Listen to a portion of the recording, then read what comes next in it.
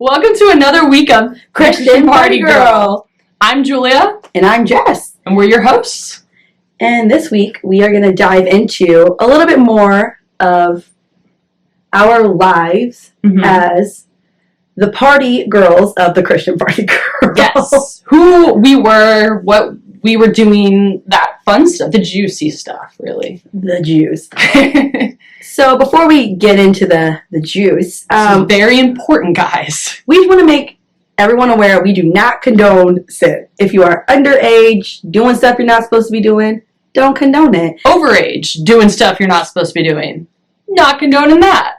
Yes. So, Julia, what is sin? Yes. Let's start there. I think it's really important to just talk about what sin is. I think that word gets thrown around a lot in the churches, and some people might not even really know what it is, or maybe they think sin is the worst thing ever, like lying or cheating or stealing. But truthfully, those are sins. Yeah. But don't do those things. But sin, in its simplest definition, is just something that separates you from God.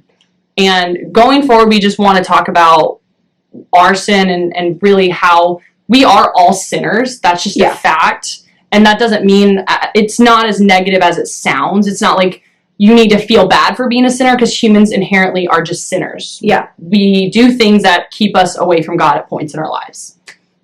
Correct. So, with all of that, Julia, I'll let you start. I'll let you kick this off. How did you find the party scene? Whew. Well, we'd have to go back a few years, maybe a decade. Okay, buckle up, y'all. So yes, I was 16. Underage, don't condone it, but continue. Very underage, very irresponsible.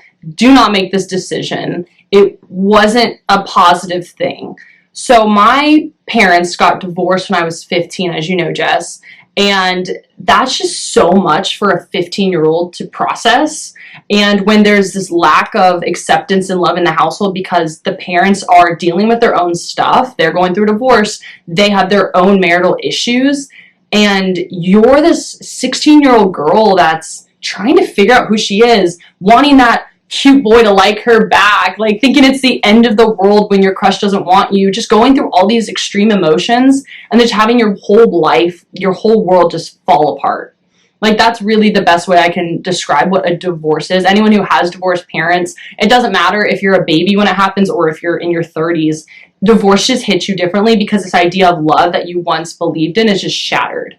And so with all of the complications that were happening during the divorce, and again, your parents are only human. What they were doing, they were only handling it the way they thought was best for their situations. But my parents split up, and my dad was traveling, and my mom moved out. So there was this part where I was home alone a lot. I was all home alone a lot. There would be days where, they check in and stuff, but I was 16. I could stay home alone. I'd been staying home a while by myself. And things at school were just really bad. I know we've talked a lot about high school, and that's just not a positive time in my life. It really wasn't. Girls were starting rumors about me. Like, guys were just objectifying me so young. I mean, I was objectified for the first time when I was 14 years old. Yeah. Wow. And that is just insane to me, that girls who are 14 years old and younger are being objectified. And so I didn't really... It's so sad because it happens so often. And I didn't really know how to cope with the rumors at school, my parents' divorce. It was kind of like I was going to school and there was drama, and then I was going home and there was yelling and fighting and screaming. And so where do I turn? Well, I find this group that was drinking every weekend.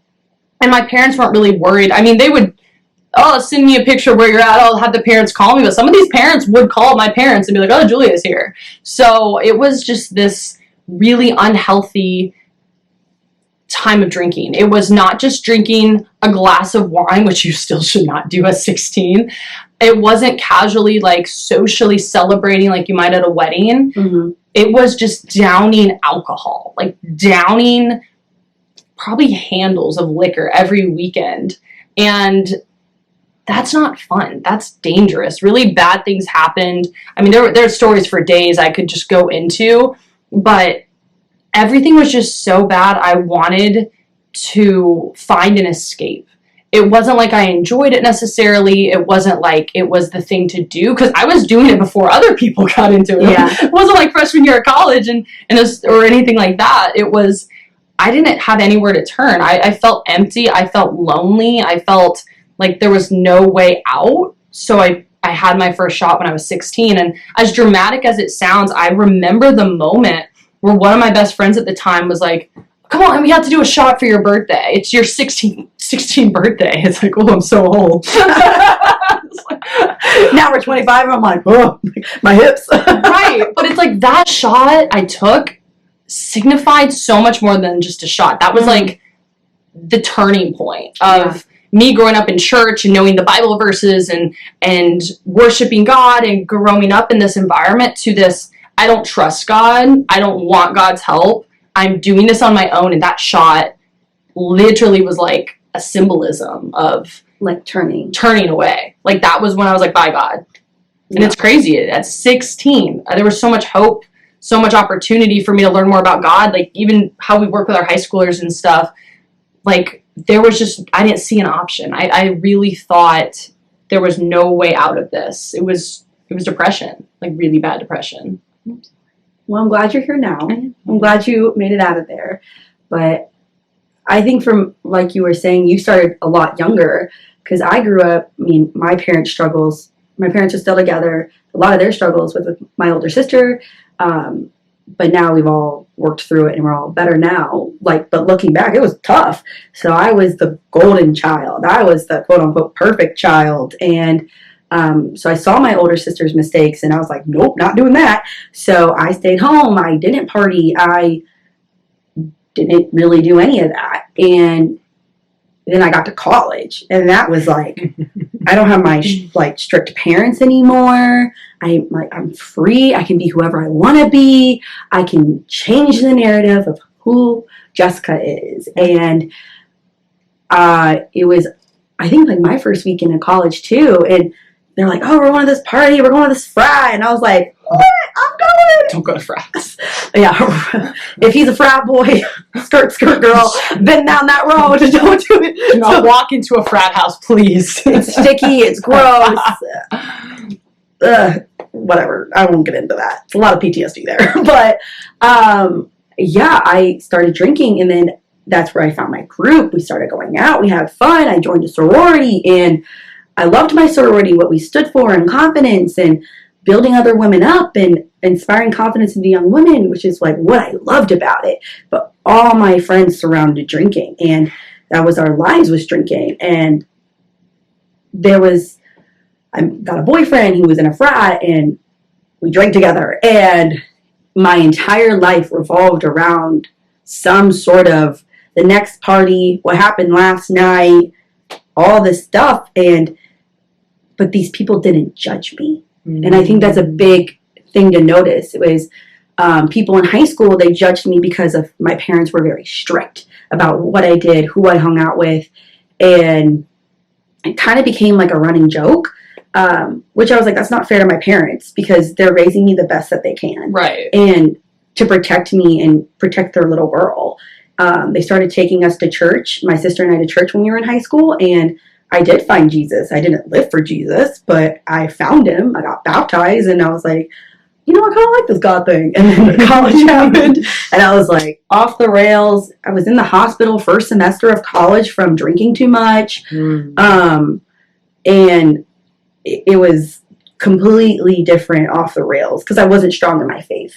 And you didn't have your parents either, like, Jess, church time, because yes. You said that influence was so important, and when you go to college, you're removed from that much. I, like maybe a lot of people, I really didn't talk to my parents. I talked to them maybe once a week, and I was just consumed in the party life because I didn't want to tell them what I was actually doing. On Friday, Saturday, Thursday, Friday, Saturday nights, it was rough.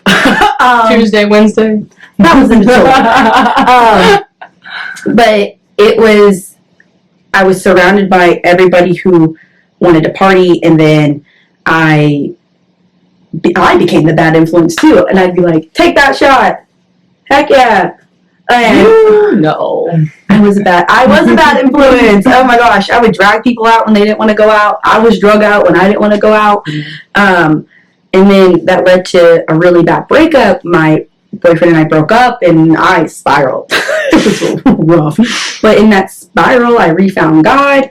And then I was like going to church, crying in the back row, and then leaving again. And then that's when my senior year, I drank every single night. Me and my friend, every single night. We were always out. So when I moved to Georgia, that was the first time I felt so disconnected from. I was this party girl in college. I would come home from the bar senior year every night and just cry in the shower because I felt so lonely and I didn't feel accepted. I knew that I was missing something. Nobody loved me. No boys wanted me. And like you said before, if it's the boy doesn't like you, then your world comes crashing down. And it's dramatic because I was probably drunk every night coming home from the bars. But I didn't feel wanted. I didn't feel accepted. And I would look back at the year before, my junior year, I felt so close to God because he met me in the middle of a really, really dark time of my life. So how do I go back to that? But now I'm in the party scene. I can't leave my friends. And so it's that weird magnetic pull, like you've mentioned before, of who am I actually supposed to be? So got out of it and moved to Georgia, halfway across the country, and just gradually worked my way out of it. Yeah, and I love that you said gradually. Because I think, like I'm about to say, there's so many different ways that people experience their walk with God. There can be gradual ways to come back to God. There can be dramatic ways. I live in the drama. Dramatic? No. There can be so many different things that get a person back to where God is. And just like, I love that it kind of happened for you gradually. Like you had that conviction in your heart and it slowly brought you back, like a natural progression. It was tough. There was still a lot of crying. Yeah. Also, please cry. Express your emotions. Please do. We're such criers. We cry together sometimes. It's a bonding experience. We love it. But like kind of going back to the party scene, and like you said, it made you feel unwanted, insecure, all those things. I think for me, I was feeling those as well, but I think because it was more of a like my parents are divorcing, it was more of a loneliness, not feeling like I'm doing enough to make my parents proud, then hearing the rumors, thinking, well, if people are calling me a slut, does that make me one? Yeah. And that is unfortunately something that almost every girl I know has ever dealt with. And guys too. Like, they're not excluded from this. No. And so I think in my mind, I heard these horrible things about me. It didn't matter that my faith was rooted in God because I believed what these people were telling me. I believed that I was a slut. I believed I wasn't good enough. I believed my parents didn't want me. I mean, guys would tell me, oh, trust us, we love you. Like, I love you. Your parents don't. Like, don't listen to boys, guys. They don't have good advice. But I think my partying just got so significantly worse out of high school because the stakes just got higher. Like, at this point now I'm in college and my future's a big deal, and I had to really focus on studying. I went to UGA, and UGA is a very big party school. I don't care what people say. Yes, our academics are great. Our football team's phenomenal now, but it is a party school. And throughout college, it was just, I lived with people that didn't believe in God. And I think it's so important to tell people that if you are around people that are not Christians, they are not held to the same standards as a Christian. No. When you're a Christian, you know what the Bible tells you. You know what your beliefs are. You know hooking up is wrong. You know getting drunk is wrong. People that don't follow God, they're not held accountable for that. And I think that's something I want to say before moving into it. If, like, I was faced with these bad influences because they didn't understand it, not because they were bad people. Yeah. And I didn't understand why I needed to get out. I just knew I needed to. And it just got way worse during COVID because I had come back to God. I was doing ministry. I was mentoring people. One of my mentees actually saw me have an oopsie. I like to say oopsie. It's just like a little, oops, that was not a good choice. But it was during COVID, and one of my really best friends, she was texting guys. And I was thinking to myself, well, like, I know I don't need to date people. I know I'm good on my own, but why does she talk to all these guys? I should be talking a lot to guys, too. And weirdly enough... Yeah, like, I'm just as pretty as her, yeah. But boys talk to me. Right, so even if you're confident, and then you're doing great with your self-love, and you're coming back, if you have a really close friend that's talking to a bunch of guys, hooking up, whatever, it's going to make you think you're missing out. Like, you need to do that, too, because this person is so important to you. Yeah. And so I was finding myself at Miami spring break during COVID. And somehow ended up on a trip with, like, not an ex, he was an ex-boyfriend, but like an ex. I'm going to give it the ex title, like a situationship thing. And I had to go on a trip with him. So it's like every insecurity of mine, like not feeling good enough, he didn't want to date me, not pretty enough, you know, just kind of wanting to use me for my body, that lie that had been told so long. And, you know, seeing that all throughout, it really made me almost hook up with someone. It really almost brought me back to this lie that I had to give myself to someone to be good enough. Yeah. I did not. Luckily, I know, that's the funnest part about all of this is I didn't do it. But I just realized how broken I was in that moment. I realized where I found my worth. I realized I was around people that didn't know and love God. And like I said, I was very dramatic about it. I moved out. Like a couple days later, my stuff was in the truck. Went back to parents' house. Sometimes it requires a dramatic move. Sometimes when you're in a situation, you have to do what you have to do. And thankfully, I did. God's real quick about slamming some doors shut. He's got some jokes. He's a funny man. And I think that's cool that you say, like, you were in that moment. It's almost what am I doing? Like, what am I doing here? And there was so many times during my breakup, and I was coming back to God, and then I would go party, and that's why I would like cry every night in the showers. What am I doing?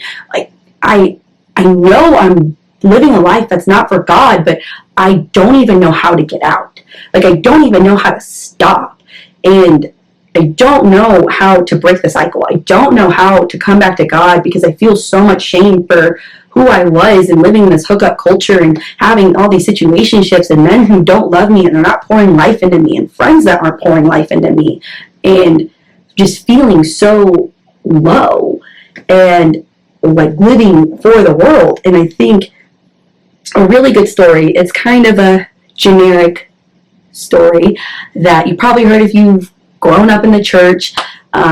You've probably seen movies about it too, because it's a very iconic story. It's in Luke 15, verses 11 through 32. It's called The Prodigal Son. So essentially, there was two brothers. The younger brother went out, wanted to do his own thing. He was like, screw you, father. I want to take my inheritance and go move on. So he did that, lived in the world, had the money, had the sex, had the drugs, had the women, living his best life until he became flat broke. So broke, he became a servant and was eating pigs' food because nobody was giving him anything to eat. Yeah. I don't know how, like, pigs are gross. Like, and eating pig food, you know how low you have to be to eat pig's food? Like, right, and Venmo did not exist, so you can't just like, hey dad, I'm really sorry, I really messed up. Like, you know how it's been with you and your parents, it's like, I'm really sorry, like, please help me in this situation. No, like, Venmo didn't exist, phones weren't there, this guy was on his own, starving to death. And that's when he came to his senses pretty much that my father's servants live better than how I'm living now. So he humbles himself, comes back home, and in verse 18 and 19, he says, Father, I have sinned against heaven and before you. I'm no longer worthy to be called your son. Treat me as one of your servants. And the father just felt such compassion for him and embraced him and kissed him. And they killed the fattened calf, and the father rejoiced that his son had come home. And I think in both of our stories, whether it was the dramatic pivotal change or even the gradual slow moving, like step by baby step, God rejoices when you come back. God rejoices when you admit, like, I have sinned before you. I feel so much shame and guilt for turning away from you. But he rejoices, like the Father did with the prodigal son, that we are coming back home. No, I love the way you talked about that story, because that story, I mean, ask any preacher, you could dive into that story and talk about all of it, but that is really how our relationship with God is. And I think it's so cool that even in our situations, being at the lowest point in our lives, God can use it, and he has. Yes. Like, this is proof. Our friendship is proof. Our ability to find joy, like my ability to have been able to meet a man that loves the Lord and loves me, like that kind of grace for my past is proof of God's love and mercy for us.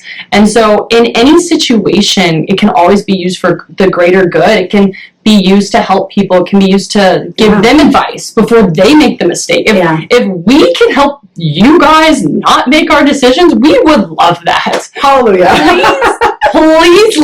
Please learn through us. Like, you don't need to hit rock bottom. I think that's the coolest part, is by trusting God and surrounding yourself with friends that love you and appreciate you and serve with you. Your and life pour into you. That's so important. They're not just picking and not and just taking pour you. into you, pour God's truth into you. Yeah, and sometimes you don't want it. Like when you're doing something bad, or Jess and I are in a situation, I'm like, well, Jess, like, I could do this, and, tell her off, and it's awesome to have that accountability where, well, I get why you want to do that. Let's not. You need some brutally honest friends. So it's just been really awesome to see that your story can be used in so many great ways, and some of the most broken people have found God, and their lives are just radically changed. Like, I believe that our lives have been radically changed. Going from getting drunk at bars to thinking our lives and our work depended on a boy that was like probably shorter than me. It's just crazy that we obsessed over it for so long, and now we're here.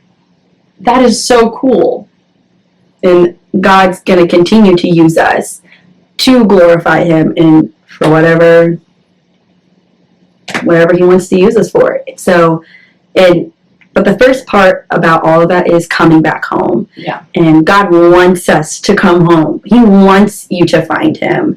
And he wants to give you those friends. He wants to give you that community that is going to love you and pour life into you. Yeah, he does. But that's all we have for this week. So tell us your story. We would love to hear, your rock bottom and you coming back to God. And if you're still in that place of, I don't even know if I believe God's real or not, talk to us about it. Seriously. Asking questions is so important. Like, if you're someone who has doubts or anger towards God, it's okay. Like, I think the church a lot of churches, depending where you grow up, will try to make that feel like it's wrong, but it's okay. Ask your questions. Send us your stories. We're not here to judge, but we don't condone sin. Just as a disclaimer again. We do not condone sin. Yes. Well, we look forward to seeing you guys next time on the next episode of Christian Party Girl. Have a great week. Bye, guys. Bye.